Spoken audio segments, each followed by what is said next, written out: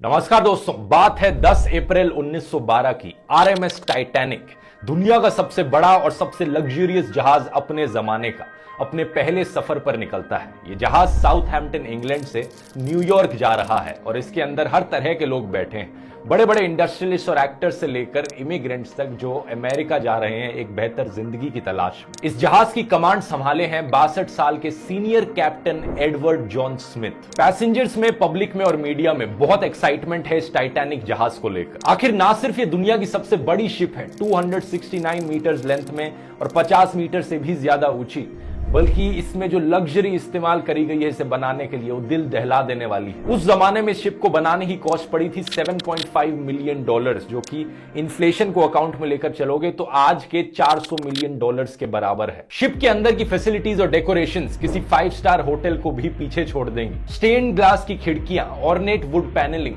2 बड़े बड़े grand staircases, एक heated swimming pool, Turkish bath, electric bath, एक जिम, एक स्क्वॉश कोर्ट, 4 रेस्टोरेंट्स, 2 बार्बर की दुकानें और एक लाइब्रेरी भी। और तो और जिस तरह के सेफ्टी फीचर्स का इस्तेमाल किया गया था टाइटैनिक को बनाने में, इस जहाज को अनसिंकेबल माना जाता था। ये एक ऐसी शिप है जो कभी डूब ही नहीं सकती क्योंकि इतनी सेफ है ये। व्हाइट स्टार लाइन उस कंपनी का नाम था जिसने इस टाइटैनिक जहाज को बनाया था। इस कंपनी के वाइस प्रेसिडेंट इतने कॉन्फिडेंट थे इस चीज को लेकर, उन्होंने पब्लिक के सामने आकर ओपनली कहा था ये जहाज अनसिंकेबल है। लेकिन अपने पहले सफर पर रवाना होने के सिर्फ 2 ही दिन बाद 12 अप्रैल 1912 को टाइटैनिक को अपनी पहली आइस वार्निंग्स मिलने लग जाती है। यानी जिस अटलांटिक ओशन पर तैर कर ये टाइटैनिक अमेरिका की ओर बढ़ रहा है वहां पर आइस मौजूद है, बड़े बड़े बर्फ के पहाड़ मौजूद हैं, आइसबर्ग्स, जो खतरा हैं इस जहाज के लिए। ये वार्निंग्स को इतनी अनयूजुअल चीज नहीं है। समुद्र से गुजरने वाले जहाज अक्सर अपने आसपास वाले जहाजों को रेडियो के थ्रू कम्युनिकेट करके बताते रहते हैं कि समुद्र के इस एरिया में बहुत ज्यादा बर्फ मौजूद है, ध्यान से आगे बढ़ना। इन वार्निंग्स को रिसीव करने के बाद टाइटैनिक अपने कोर्स को 2 बार बदलती है डेंजर को अवॉइड करने के लिए, लेकिन अपनी स्पीड को कम नहीं करती। 21.5 नॉट्स, जो कि 40 किलोमीटर पर आवर के बराबर होता है, इतनी ही तेजी से ये जहाज आगे बढ़ता रहता है अपने लक्ष्य की ओर। 2 दिन बाद 14 अप्रैल 1912 7 और आइस वार्निंग्स दी जाती हैं, लेकिन कैप्टन स्मिथ और उनके क्रू इन वार्निंग्स को इग्नोर कर देते हैं। टाइटैनिक की रफ्तार कम नहीं करते। धीरे धीरे सूरज ढल जाता है, रात हो जाती है, तापमान नीचे गिरता है। इस 14 अप्रैल की रात के बारे में खास बात यह है कि चांद बाहर नहीं आया था। बिना मून के कोई मूनलाइट नहीं थी, तो विजिबिलिटी बहुत कम थी इस रात को। जहाज के ऊपर एक क्रोज नेस्ट होता है, एक छोटा सा प्लेटफॉर्म जो काफी हाइट पर होता है,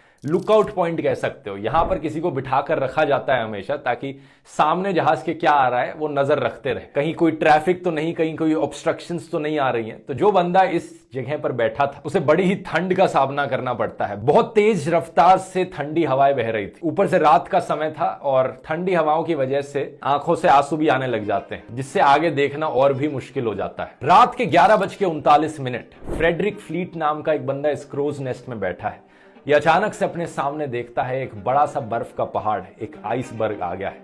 जल्दी से 3 बार घंटी को बजाता है ताकि नीचे बैठे हुए लोग सुन सके। फिर फोन उठाकर कॉल करता है ऑफिसर्स को ब्रिज पर, चिल्लाकर कहता है सामने हमारे एक आइसबर्ग है, जल्दी से जहाज को मोड़ो।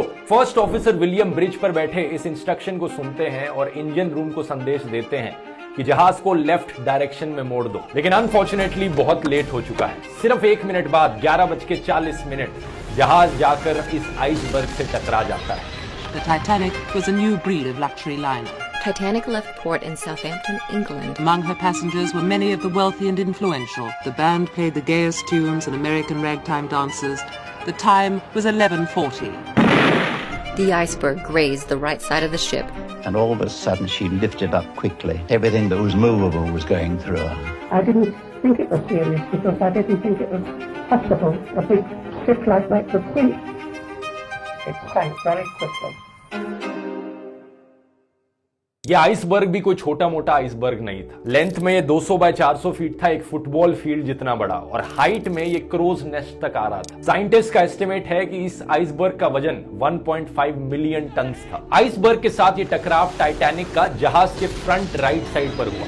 स्पेसिफिकली कहा जाए तो बो के पास हुआ। अब बो कौन सा हिस्सा होता है जहाज का, इस फोटो में आप देख सकते हैं कि ये सामने का ये वाला एरिया होता है बो के ऊपर जो एरिया होता है उसे स्टर्न कहते हैं और उसके नीचे जो बाहर निकला हुआ पार्ट होता है इसे कील कहते हैं। करीब 10 सेकंड तक ये जहाज आइसबर्ग के साथ घिसटता चला गया और एक बहुत बड़ा डेंट पड़ गया। इसकी वजह से शिप की मेन बॉडी में कुछ छोटे छोटे होल्स भी आ गए। आप शायद सोचोगे कि ये कैसे पॉसिबल हो सकता है, एक बर्फ का टुकड़ा एक मेटल को कैसे काट सकता है। अपने फ्रिज में रखी बर्फ को इस्तेमाल करोगे तो हाँ, वो उससे मेटल नहीं कटेगा, लेकिन ये ध्यान रखिए कि एक बर्फ का पहाड़, उसका खुद का वजन कितना होता है। अब कहने के लिए तो लकड़ी भी मेटल को नहीं काट सकती, लेकिन फिर भी आपकी मेटल की बनी गाड़ी जाकर पेड़ से टकराकर पूरा चकनाचूर हो सकती है। तो सिमिलरली क्योंकि इस आइसबर्ग का वजन इतना था, क्योंकि ये इतना बड़ा था, इसने इस टाइटैनिक जहाज को बुरी तरीके से चोट पहुंचाई। कोलिजन के कुछ ही सेकंड्स बाद कैप्टन स्मिथ और शिप के आर्किटेक्ट थॉमस एंड्रयूज तुरंत पहुंचे देखने के लिए कि इस जहाज को कितनी चोट पहुंची है इस इंपैक्ट की वजह से। देखा तो उन्होंने रियलाइज किया कि ये जहाज तो डूब जाएगा। वो कंप्लीटली शॉक हो गए इस चीज को देखकर। इन्हें लगता था कि ये जहाज तो अनसिंकेबल है, कभी डूब नहीं सकता। वीडियो के शुरू में मैंने बताया था इस जहाज को अनसिंकेबल माना जाता था क्योंकि इस जहाज के अंदर सेफ्टी फीचर्स कमाल के थे। दो मेन सेफ्टी फीचर्स थे जिसकी वजह से इसे ऐसा माना जाता था। पहला, इस जहाज के अंदर एक डबल बॉटम हल था। हल जो होता है वो जहाज की मेन बॉडी को कहा जाता है। डबल बॉटम हल का मतलब है कि दो लेयर्स लगी हैं यहां पर। अगर नीचे से एक लेयर टूट भी गई तो दूसरी लेयर बचा लेगी। और दूसरा, जो पूरी शिप की मेन बॉडी है, जो हल है, उसे 16 अलग अलग वाटर टाइट कंपार्टमेंट्स में डिवाइड किया गया है। 16 में से 4 कंपार्टमेंट्स भी अगर पानी के भर गए तो भी जहाज तैरते रहेगा, जहाज को कोई फर्क नहीं पड़ेगा। लेकिन आइसबर्ग से ये जो इंपैक्ट हुआ था ये एक्चुअली में शिप के साइड में हुआ, तो जो डबल बॉटम हल था वो किसी काम का नहीं रहा। साइड में तो सिंगल लेयर ही लगी थी। और दूसरा, ये इंपैक्ट इतना ज्यादा बड़ा था कि 16 में से 6 water tight compartments already breach हो चुके थे, उनमें पानी भर चुका था। लिमिट 4 तक की थी। 6 कंपार्टमेंट्स का पानी से भरने का मतलब था कि इस जहाज को अब डूबने से नहीं बचाया जा सकता। ये अनसिंकेबल जहाज भी अब डूब जाएगा। टकराव के करीब 20 मिनट बाद रात के 12 बजे कैप्टन स्मिथ ऑर्डर करते हैं अपने क्रू मेंबर्स को कि एक डिस्ट्रेस कॉल भेजो रेडियो पर।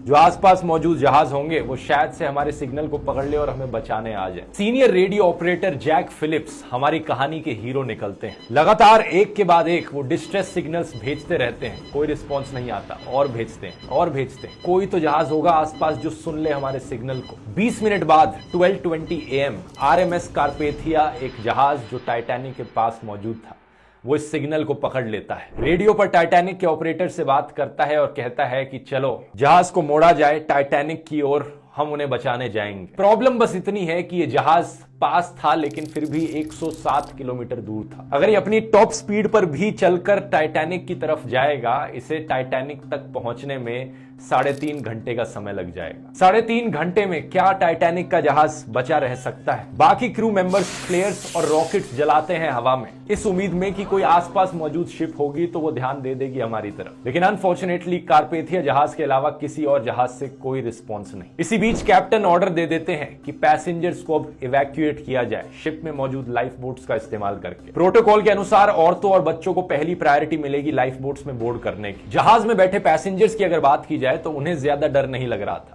ज्यादातर पैसेंजर्स मानते थे कि टाइटैनिक एक अनसिंकेबल जहाज है, कोई चिंता करने की बात ही नहीं। आखिर जो कंपनी ने एड्स निकाली थी वो तो बार बार यही कहे जा रही थी। तो हाँ, हम टकरा गए होंगे एक आइसबर्ग से, लेकिन जहाज नहीं डूबने वाला। इसी रीजन से जब पहली लाइफ बोट नीचे उतारी गई उसमें 65 लोगों की कैपेसिटी थी, लेकिन सिर्फ 28 लोग उस लाइफ बोट में गए। आधी लाइफ बोट खाली नीचे उतरी। लेकिन टाइम के साथ साथ एक के बाद एक कंपार्टमेंट पानी से भरता गया।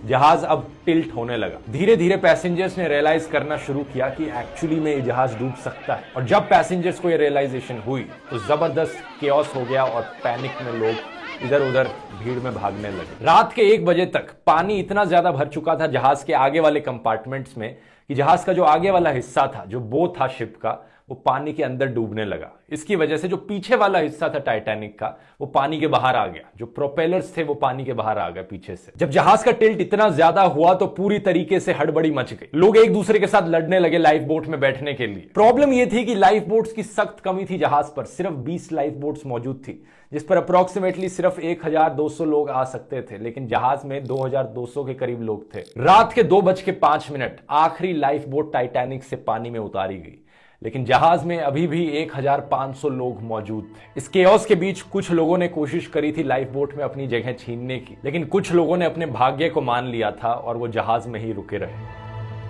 the end, it was chaotic at the end. Everybody was crying, praying, trying to get into the few lifeboats that were left. No, it was pretty sad at the end.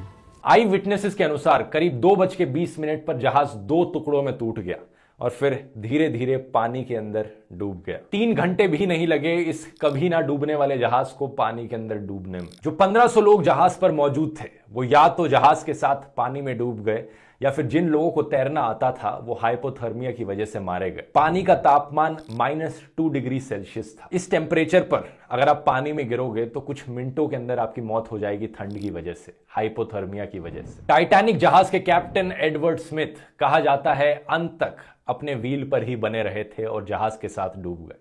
दूसरी तरफ कुछ लोगों का यह भी मानना है कि उन्होंने सुसाइड कर लिया था गोली चलाकर अपने ऊपर। आरएमएस कार्पेथिया जहाज जो टाइटैनिक के लोगों को बचाने निकला था वो इस लोकेशन पर पहुंचता है 3:30-4 बजे के बीच। करीब 1 घंटे लेट उन लोगों को बचाने के लिए जो जहाज पर मौजूद थे।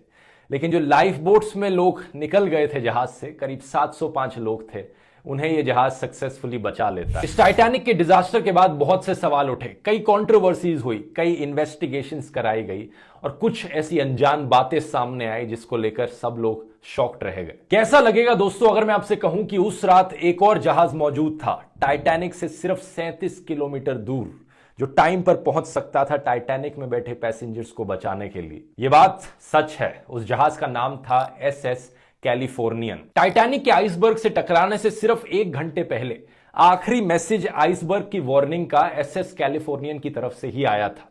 उन्होंने कहा था सावधान रहना, इस समुद्र में बहुत से आइसबर्ग्स हैं यहां पर। उसके बाद करीब 11:15 पर रात के कैलिफोर्नियन जहाज में जो रेडियो ऑपरेटर था उसने अपना रेडियो ऑफ कर दिया था। कैलिफोर्नियन जहाज रात के लिए रुक गया था, वो उस समुद्र में आगे नहीं चलना चाह रहा था। खतरे को देखते हुए, खतरे को समझते हुए जहाज को रात के लिए रोक रखा था, रेडियो टर्न ऑफ था। यही रीजन था कि कोई डिस्ट्रेस सिग्नल नहीं पहुंच पाया इस जहाज तक। लेकिन यह जहाज एक्चुअली में टाइटैनिक के इतने करीब था कि जो पैसेंजर्स डेक पर मौजूद थे टाइटैनिक में, वो होराइजन पर इस कैलिफोर्नियन जहाज को देख सकते थे। जब टाइटैनिक पर मौजूद ऑफिसर्स पैसेंजर्स को लाइफ बोट्स में बिठाने लग रहे थे तो एक ऑफिसर ने दूर देखकर कहा भी था कि वो देखो एक जहाज दूर दिखने लग रहा है, वो जल्द ही हमें बचाने पहुंच जाएगा, तो इतनी चिंता करने की जरूरत नहीं है। लेकिन ये कैलिफोर्नियन जहाज तब भी नहीं पहुंचा जब रॉकेट्स उड़ाए गए और फ्लेयर्स फेंके गए। रात के करीब 12 बजे के बाद रिपोर्ट किया जाता है कि कैलिफोर्नियन जहाज पर जो क्रू मेंबर्स मौजूद थे उन्होंने एक्चुअली में रॉकेट्स को देखा था उस जहाज से निकलते हुए टाइटैनिक से। उन्होंने अपने कैप्टन स्टैनली लॉर्ड को भी इन्फॉर्म किया था। लेकिन जो कैप्टन लॉर्ड थे उस जहाज पर, उन्होंने कहा ये कोई डिस्ट्रेस सिग्नल नहीं, टाइटैनिक में अमीर लोग जाते हैं, वो पार्टी कर रहे होंगे। अगर उस रात कैलिफोर्नियन जहाज के कैप्टन लॉर्ड ने इन रॉकेट्स और फ्लेयर्स को सीरियसली लिया होता, टाइटैनिक में मौजूद कितने लोगों की जान बच सकती थी। अगले दिन सुबह जब ये रेडियो ऑन करते हैं तब इन्हें SOS कॉल्स मिलती हैं टाइटैनिक से। ये वहां पर पहुंचते हैं लेकिन तब तक बहुत लेट हो चुका होता है। उन्हें सिर्फ डेड बॉडीज पानी में फ्लोट करती हुई दिखती हैं। दोनों इंक्वायरीज जो करी गई थी इस इन्वेस्टिगेशन में, वो कैलिफोर्नियन के कैप्टन स्टैनली लॉर्ड पर ब्लेम डालती हैं। लेकिन इतने बड़े डिजास्टर के पीछे सिर्फ इन एक आदमी को ब्लेम नहीं किया जा सकता, और भी लोगों की गलतियां थी। लाइफ बोट्स वाला, जैसे मैंने बताया, सफिशिएंट लाइफ बोट्स रखी ही नहीं गई थी, क्योंकि जिस कंपनी ने जहाज बनाया था उन्हें लग रहा था कि यह जहाज तो कभी डूब नहीं सकता, हमें यहां पर लाइफ बोट्स की जरूरत नहीं है। इसके अलावा दूसरी चीज, टाइटैनिक के जो कैप्टन थे उन्होंने सेफ्टी ड्रिल्स तक कंडक्ट नहीं करवाई थी। जिस दिन एक्चुअली में जाकर टाइटैनिक आइसबर्ग से टकराया उस दिन एक सेफ्टी ड्रिल होनी थी, लेकिन कैप्टन ने वो कैंसिल कर दी, ये सोचकर कि इस जहाज पे क्या जरूरत है, ये तो अनसिंकेबल जहाज है। अगली बड़ी गलती थी स्टीयरिंग व्हील पर मौजूद स्टीयर्समैन रॉबर्ट हिचिंस की। उस रात जब ऊपर से संदेश आया था कि सामने एक आइसबर्ग है, तो जो ऑफिसर डेक पर मौजूद थे उन्होंने इंस्ट्रक्शन दिया कि जहाज को एक्चुअली में लेफ्ट साइड की ओर टर्न कर लो। लेकिन पैनिक में आकर रॉबर्ट हिचिंस ने इस मैसेज को मिसअंडरस्टैंड कर लिया और उन्होंने जहाज को राइट की तरफ मोड़ दिया। यह उल्टी डायरेक्शन थी, यह आइसबर्ग के और करीब ले जा रही थी। जब तक इन्होंने अपनी गलती रियलाइज करी तब तक बहुत लेट हो चुका था। ब्रिटिश इंक्वायरी ने यह भी पता लगाया कि टाइटैनिक को इतनी सारी वार्निंग्स दी गई थी कि आइसबर्ग है इस जगह पे, आराम से चलो, ध्यान रखकर चलो, लेकिन फिर भी ये फुल स्पीड पर आगे बढ़े जा रहा था जहाज। ऐसा क्यों था? क्यों कैप्टन ने यहां पर स्पीड को धीरे नहीं किया? इसके पीछे कई थ्योरीज बताई जाती हैं। एक पॉपुलर थ्योरी सजेस्ट करती है कि जोसेफ ब्रूस, जो कि चेयरमैन और मैनेजिंग डायरेक्टर थे व्हाइट स्टार लाइन के, जिस कंपनी ने टाइटैनिक को बनाया था, उन्होंने कैप्टन स्मिथ को इन्फ्लुएंस किया कि शिप की रफ्तार कम नहीं होनी चाहिए, प्रेशर बनाए रखा। कंपनी की तरफ से यहां पर जबरदस्त प्रेशर था कि इस जहाज को अपनी पहली जर्नी को सिर्फ 6 दिन में ही कंप्लीट करना है ताकि एक रिकॉर्ड टूट सके। हम ये दिखा सकें कि जहाज टाइटैनिक ना सिर्फ सबसे महंगा, सबसे बड़ा, बल्कि सबसे तेज जहाज भी है। एक ऐसा स्पेसिफिक इंसिडेंट हुआ था 14 अप्रैल को दोपहर को 2 बजे, जब कैप्टन स्मिथ ने आइस वार्निंग को देखा और फिर जाकर जोसेफ को दिखाया कि देखो आइस वार्निंग है, इसलिए हमें स्पीड कम कर लेनी चाहिए। लेकिन जोसेफ ने इस पेपर को लिया, अपने पॉकेट में रख दिया ताकि लोगों को ना पता चले, क्रू मेंबर्स को ना पता चले। वो नहीं चाहते थे कि यहां पर जहाज की स्पीड स्लो हो। इस एक डिजास्टर ने दुनिया भर में इस इंडस्ट्री को हमेशा के लिए बदल कर रख दिया। कई सारी नई रेगुलेशंस और स्टैंडर्ड्स सेट किए गए जिससे कि ऐसे डिजास्टर्स फ्यूचर में ना हो। 1914 में एक इंटरनेशनल आइस पेट्रोल को बनाया गया जिससे कि आने वाली शिप्स को हमेशा वार्न किया जा सके जो आइसबर्ग्स उनके पाथ में आ रहे हैं। International Convention of Safety of Life at Sea यानी SOLAS एक ट्रीटी साइन करी गई जिसने नए स्टैंडर्ड सेट किए शिप्स को लेकर, जैसे कि एक लाइफ बोट रेगुलेशन बनाई गई कि जितने भी जहाज हैं उन पर sufficient amount of life boats होनी चाहिए हर पैसेंजर के लिए। टाइटैनिक की जो रैकेज थी, जब टाइटैनिक जहाज डूबा, इस जहाज को पानी के अंदर ढूंढने में 70 साल से ज्यादा का समय लग गया। ये सिर्फ सितंबर 1985 में ही था कि एक American ocean explorer Robert ballot और एक फ्रेंच ओशियानोग्राफर, इन्होंने जाकर टाइटैनिक को समुद्र के नीचे ढूंढा। समुद्र के नीचे 3800 मीटर यानी 3.8 किलोमीटर नीचे इसकी रैकेज पाई गई। 2 अलग अलग टुकड़े मिले इस शिप के। ये दोनों टुकड़े एक दूसरे से 600 मीटर दूर थे। आज के दिन, इतने सालों बाद, जो शिप पानी के अंदर डूबी हुई पड़ी है, इन्वायरमेंट ने इसे धीरे धीरे इरोड कर दिया है। एक्चुअल शिप ऐसी दिखती थी और आज के दिन इस शिप का सिर्फ इतना ही हिस्सा बचा है। रिपोर्ट किया गया है कि बैक्टीरिया और अलग अलग ऑर्गेनिजम्स इसके मेटल फ्रेमवर्क को खाए जा रहे हैं और एक्सपेक्ट किया जा रहा है कि साल 2030 तक ये शिप पूरी तरीके से गायब हो जाएगी पानी के अंदर। लेकिन आज के दिन 110 सालों बाद भी टाइटैनिक को लेकर जो फैसिनेशन है वो लोगों के मन में अभी भी जारी है। साल 2012 में एक ऑस्ट्रेलियन बिलियनियर क्लीफ पाल्मर ने प्लान किया था कि वो टाइटैनिक 2 बनाएंगे, एक ओरिजिनल टाइटैनिक जहाज का एक कॉपी कैट जहाज, लाइफ साइज्ड मॉडल। इन्होंने ये भी कहा कि वो सेम रूट पर चलेगा और उस जहाज के अंदर एक एक चीजें बिल्कुल एग्जैक्टली उसी तरीके से बनाई जाएंगी जैसी उस ओरिजिनल जहाज में हुआ करती थी। ओरिजिनली इस प्रोजेक्ट को 2016 तक खत्म हो जाना चाहिए था, लेकिन बहुत सारे डिलेस के बाद 2022 में भी ये खत्म नहीं हुआ। कहा जाता है लोगों को इतना इंटरेस्ट नहीं है इस प्रोजेक्ट में क्योंकि अगर एग्जैक्ट रेप्लिका बनाया जाएगा उस टाइटैनिक जहाज का